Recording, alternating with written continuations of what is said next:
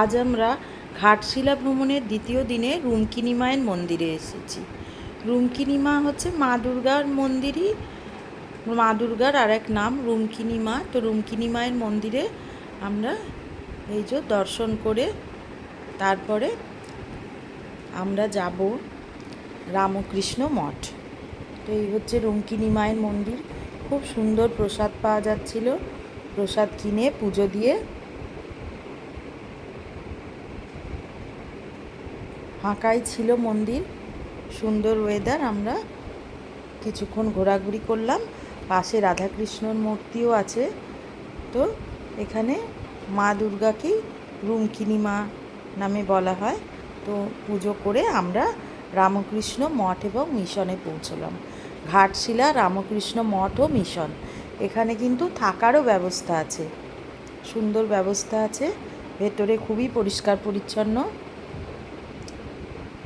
এই হচ্ছে থাকার বিল্ডিং, আর দূরে মন্দির, ওই গোলাপি কালারের ওটা মন্দির। ঘাটশিলা রামকৃষ্ণ মিশন, থাকা খাওয়ার সুন্দর ব্যবস্থা আছে।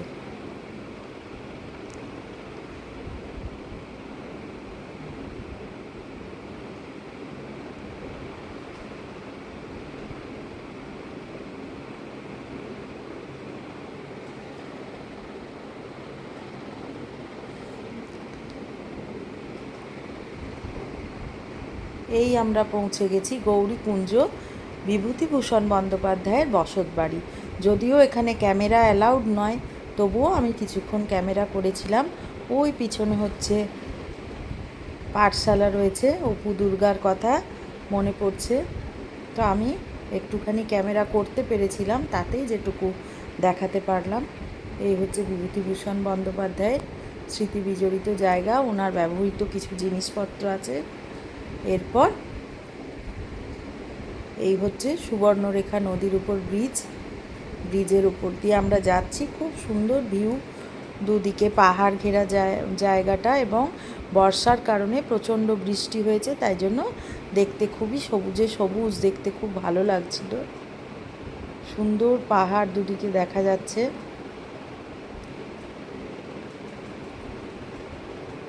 আর এই হচ্ছে copper factory, Hindustan copper limited, HCL, তাদের ফ্যাক্টরি রয়েছে এখানে।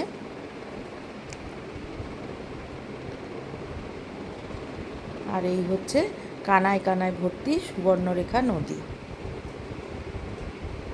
এই আমরা নদীর কাছে এসে গেছি।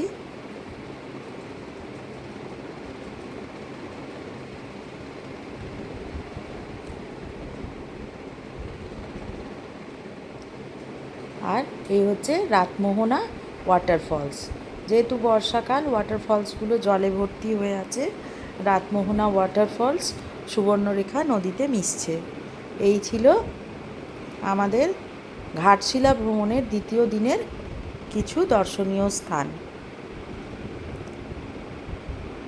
প্রথমে দেখালাম রুমকিনী মায়ের মন্দির, দ্বিতীয় দেখালাম আমরা রামকৃষ্ণ মঠ ও মিশন, তৃতীয় আমরা যে স্থানে গেলাম সেটা হচ্ছে সুন্দর একটা ভিউ পয়েন্ট আর এই সুবর্ণরেখা নদী। এছাড়াও আমরা একটা উঁচু পাহাড়ে উঠেছিলাম, সেটাও, তার উপরেও একটি শিবের মন্দির ছিল, ওটা আমি পরবর্তী ভিডিওতে দেখাবো। এছাড়া আমাদের এখানে যেটা সবথেকে বড় আকর্ষণ, বিভূতিভূষণ বন্দ্যোপাধ্যায়ের বাড়িও আমরা এই দ্বিতীয় দিনে দর্শন করেছি এবং ঘুরেছি।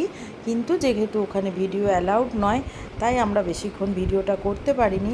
ওনারা যেটা বলেছেন যে কিছু দানপত্রের ব্যাপার আছে, যেহেতু বাঙালিদের একটা স্ট্রাগলের ব্যাপার আছে, তাই কিছু ওনারা ডোনেশনের কথা বলেছিলেন, তো ডোনেশন করেছি। এরপরে এটা হচ্ছে সুবর্ণরেখা নদীর উপর ড্যাম, সুবর্ণরেখা নদীর ড্যাম, এটাই আমাদের আজকে লাস্ট পয়েন্ট।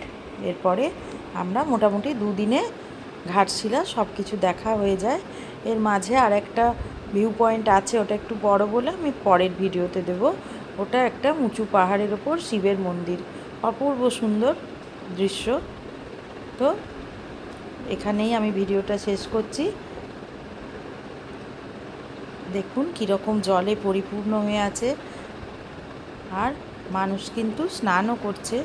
এই যে ড্যামের লক গেট, এদিকের জল, এটা বাঁ দিকে, এবং গেট খুলে দিলে ওই পাশে জলটা যাচ্ছে। একটাই গেট খুলেছিল।